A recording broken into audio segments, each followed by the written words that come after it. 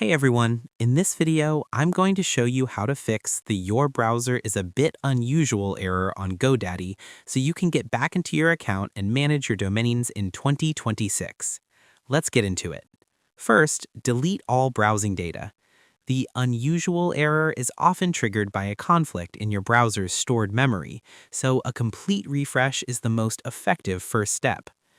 Open your browser settings and navigate to Privacy and Security, then select Clear Browsing Data.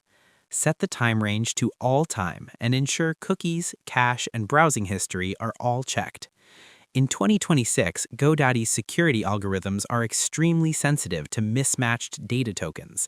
By deleting all browsing data, you remove any corrupted files or outdated session scripts that are causing the security wall to flag your browser as a bot. Next, disable privacy extensions and VPNs. Privacy tools that mask your digital fingerprint can make you look like an automated script to GoDaddy servers. Click the puzzle piece icon in your browser and toggle off any ad blockers, anti-tracking extensions, or VPNs. Specifically, look for tools like uBlock Origin or Ghostery that might be blocking GoDaddy's mandatory verification scripts. GoDaddy needs to verify that a real human is logging in.